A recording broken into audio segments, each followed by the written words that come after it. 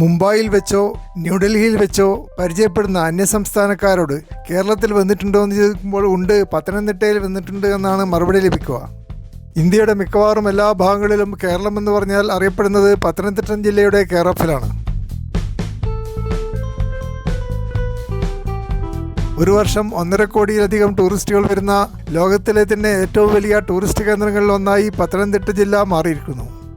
ശബരിമല ക്ഷേത്രത്തിന് പുറമെ Kakki റിസർവോയറും Konni elephant training ക്യാമ്പും പെരും തേനരുവി വെള്ളച്ചാട്ടവും കവിയൂർ റോക്ക് ടെമ്പിളും കാണുവാൻ ടൂറിസ്റ്റുകൾ താല്പര്യം കാണിക്കുന്നു. പണ്ടുകാലത്ത് നായർ സമുദായത്തിൻ്റെ ഒരു ഹെഡ്ക്വാർട്ടേഴ്സ് ആയിരുന്ന പത്തനംതിട്ട ജില്ല ഇപ്പോൾ ഒരു ക്രിസ്ത്യൻ കേന്ദ്രമായി അറിയപ്പെടാൻ തുടങ്ങിയിട്ടുണ്ട്. ലോകത്തിലെ ഏറ്റവും വലിയ മതസമ്മേളനങ്ങളിൽ പെട്ട മാരമൺ കൺവെൻഷൻ പത്തനംതിട്ട ജില്ലയിലാണ് നടക്കുന്നത്.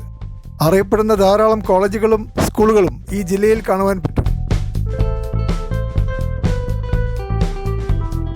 റബ്ബർ കൃഷിക്കും മരവ്യവസായത്തിനും നെൽകൃഷിക്കും പേരുകേട്ട പത്തനംതിട്ട ജില്ലയിൽ പുനലൂർ പേപ്പർ ഫാക്ടറി പോലെയുള്ള അറിയപ്പെടുന്ന ഫാക്ടറികളുമുണ്ട്.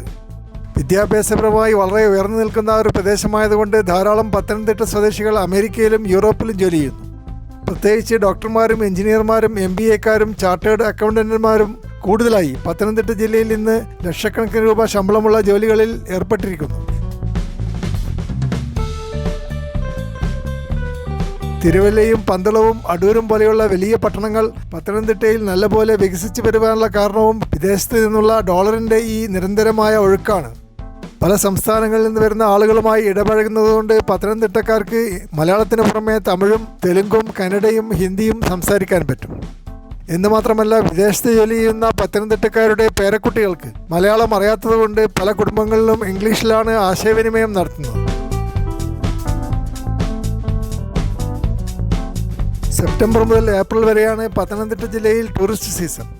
ശബരിമലയിൽ നവംബർ മുതൽ ജനുവരി വരെയുള്ള ഇടവേളയിലാണ് ഏറ്റവും കൂടുതൽ തീർത്ഥാടകർ വരുന്നത്. ഈ സമയത്ത് പത്തനംതിട്ട ജില്ലയിൽ വ്യാപകമായ സൗകര്യങ്ങൾ ടൂറിസ്റ്റുകൾക്ക് വേണ്ടി ഏർപ്പാടാക്കാറുണ്ട്. നിലക്കലായാലും പമ്പയായാലും തിരുവല്ലയായാലും ചെങ്ങന്നൂരായാലും ടൂറിസ്റ്റുകൾക്ക് വേണ്ടിയുള്ള തയ്യാറെടുപ്പുകൾ വ്യാപകമായി ഒരുക്കി വെക്കുന്നു. ശബരിമലയിൽ വരുന്ന എല്ലാ തീർത്ഥാടകർക്കും സൗജന്യമായി 3 നേരം ഭക്ഷണം കൊടുക്കുന്നുണ്ട്. അതിനു പുറമെ സൗജന്യമായ താമസ സൗകര്യവും ഒരുക്കിയിട്ടുണ്ട്. സമുദ്രനിരപ്പിൽ നിന്ന് 458 അടി ഉയരത്തിൽ സ്ഥിതി ചെയ്യുന്ന ശബരിമല കുന്നുകൾ 4.5 കിലോമീറ്റർ ട്രക്കിങ്ങിൽ കൂടി മാത്രമേ എത്തിച്ചേരുവാൻ പറ്റുകയുള്ളൂ. വളരെ ലിബറലും സെക്കുലറുമായ ഒരു ക്ഷേത്രമായി ശബരിമല അയ്യപ്പ ക്ഷേത്രം അറിയപ്പെടുന്നു. 7 ദിവസത്തെ വ്രതാനുഷ്ഠാനത്തിന് ശേഷം മാത്രമാണ് ഇവിടെ ദർശനത്തിന് വരുവാൻ ഭക്തന്മാർക്ക് അനുവാദമുള്ളത്.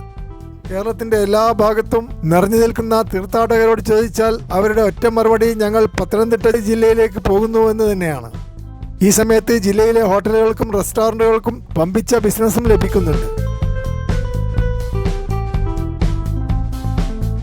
മലബാർ മാഗസിൻ അയ്യപ്പന്മാരോട് സംസാരിക്കുകയും കേരളത്തിൽ ഒരുക്കിയ സൗകര്യങ്ങളെക്കുറിച്ച് മികച്ച തൃപ്തിയാണുള്ളതെന്ന് അവർ അഭിപ്രായപ്പെടുകയും ചെയ്തു. Did you visit Shabarimala? Yes, we visited. How was the experience?